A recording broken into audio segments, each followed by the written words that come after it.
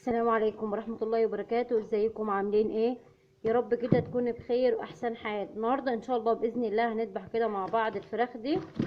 فيا ريت يا جماعه اللي بيشوف قناتي اول مره بره مصر جوه مصر اشتركي كده في القناه ويفعلي الجرس عشان يوصلكم كل جديد باذن الله تعالى. طبعا دي يا جماعه الفراخ اللي انا مربياها تربيه البيت، الفراخ الهجينه التسمين. بصوا هنوريكم الحجم بس عشان ايه محدش يعلق لي ويقول ان الفراخ صغيره. دي جميله جدا يا جماعه، شايفين يطلع الواحده فيها كيلو اهو. بصوا اهو، يعني هي مش كبيره جدا مش صغيره جدا قصدي، بس الكاميرا مش مديها حقها يعني. اهو يا جماعه شايفين ازاي؟ ان شاء الله باذن الله هنذبح دي كده ان شاء الله.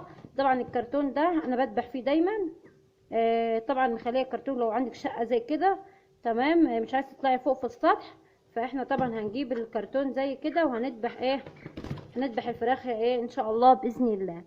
هذبح كده في الكرتون ده وهرجع لكم تاني ان شاء الله باذن الله. خلاص كده انا ذبحت اهو، بسم الله ما شاء الله. طبعا نوع الدم يا جماعه حلو. هنبدا بقى نصمد وننضف. جينا اهو. طبعا الميه طبعا هتكون دافيه وهتكون مش سخنه قوي يعني، لقال ما فيش مشكله عندك تمام. واللهم صل على سيدنا محمد عليه افضل الصلاه والسلام. لو انت مثلا حباها تكون بارده بس في الاول، نصيحه عشان بس الفراخ دي بتقعد عندك 30 يوم او 32 يوم، ممكن ايه تغسليها هي الاول بالميه من الحنفيه، وبعدين بقى تبداي تحطيها في ميه ايه سخنه معاكي، وبكده هتظبط معاك الدنيا يعني. في لو كانت الميه بارده معاك يعني سخنه قوي او ايه آه آه يعني هتظبط معاك الامور تمام. فطبعا الفراخ دي عمر كام 30 يوم. ف فان شاء الله خير باذن الله. بس طعمها جميل وبصراحه عجبتني برغم ان هي كانت يعني لحمها حلو، بس ايه طبعا مع الجو الحر عندي ما كانتش بتاكل تمام، وكنت بعاني من كده يعني. فالحمد لله قدر الله ما شاء فعل. فضل معايا 7. انا ذبحت 3 وفي الاول ذبحت 6 ودلوقتي 3. فان شاء الله باذن الله ربنا يقدرني وهجيب تاني منها ان شاء الله. بس يا جماعه والله طعمها حلو يعني. انا حشيتها رز تمام بسمنه البلدي، جميله جميله جدا يعني، احلى فراخ شفتها في حياتي يعني. فعجبتني وقلت ان انا هجيب منها تاني، بس ان شاء الله ربنا يقدرني. انا جهزت السلك وهعمل لها مروحه عشان نشوف الاوزان بتاعتنا ان شاء الله باذن الله. دي طبعا اول تربيه، اللي متابع معايا في فيديوهات عارف.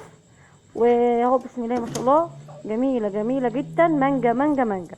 فان شاء الله باذن الله هبدا ان انا اجيب تاني، وعملت مروحه وجبت لمبه، وهبدا ان شاء الله باذن الله هجيب تاني يعني ان شاء الله باذن الله. طبعا اهو قربت اخلصها، ما خدتش معايا وقت. الجماعه اللي بتقولك الرياشه والكلام ده لا، ان شاء الله باذن الله هنحافظ على الفلوس بتاعتنا بدون تكلفه. ودلوقتي طبعا عشان كورونا وكده مفيش الكلام ده، فعايزين يعني ايه نحافظ على فلوسنا والوقت بتاعنا. وبعدين دلوقتي حاجات الوباء دلوقتي مخلاش وكده، فايه حاجتك في بيتك تعرفي تعمليها احسن ما انت تجيبيها جاهزه من بره والكلام ده. شايفين ازاي يا جماعه؟ انا لما باجي بريش بالعافيه بضغط عليها، بشد بالعافيه يعني. فالفراخ دي عشان تقدري تحشيها وما تزلطش منك يطلع الجلد في ايدك، فتبقى ايه الميه بتاعتك اهم حاجه ايه تصمديها بميه ساقعه الاول من الحنفيه، وبعدين تبداي تجيبيها يعني ايه بيستيها في الميه السخنه يعني ان شاء الله باذن الله.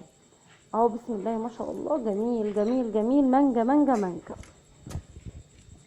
هبدا ان انا دلوقتي ايه هخلص بس اهو خلاص نضفتهم واديتهم شويه ميه كده. هبدا بقى بعد كده ان انا هبدا ان انا ايه افتح على حسب ما انت حابه. الراس طبعا يا جماعه تتقص من منقار وكده، انا بسيبها اخر حاجه عشان الزفاره وكده. نشيل بقى الاماكن اللي فيها الزفاره اهو بسم الله ما شاء الله من ورا اهو. دي لازم تشيليها يا جماعه، اول حته كده على طول على الزباله. الحاجات اللي انا برميها دي في الزباله على طول. تفتحي كده بقى تشقيها كده بالراس اهو شقه بالسكين كده، وبعدين تبداي ايه تفتحيها. نصيحه مني، عايزه اللحمه بتاعتك ما يبقاش فيها زفار على طول، الحاجات الاحشاء بتاعتها اللي من جوه تترمي على الزباله على طول. انا كنت بحطها على الصينيه وكده بس ده غلط تمام، ده غلط.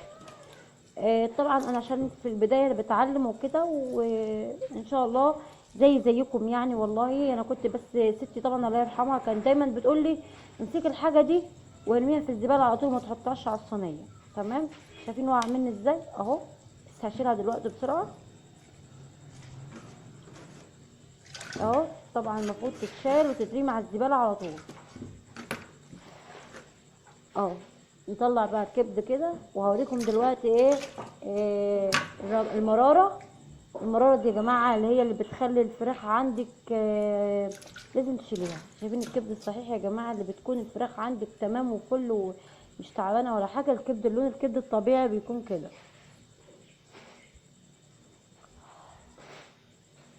اهو. شايفين الكبد ازاي؟ بسم الله. جميل جميل يفتح النفس بصراحة. طبعا الكبد ده والحاجات دي والجلصة، انا لو ما عنديش كبد ولا جلصة ما بعرفش احشي اي حاجة.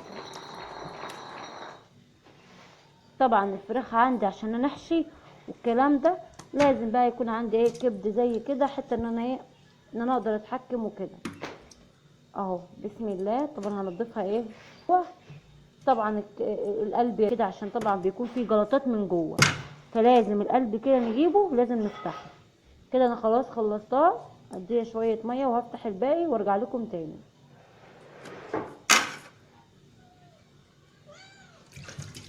خلاص كده رجعنا وخلاص اهو. بدأت ان انا اجيب من الميه. انا حاطه حله، طبعا الحله دي فيها ميه، طبعا ميه بملح، وابدا ان انا اغسل واحط كده على الصينيه بتاعتنا. باذنك كده يا رب سهل وبسيط وجميل، مخدش معايا وقت خالص. 3 فرخات والله بوزن جميل جدا جدا اهو.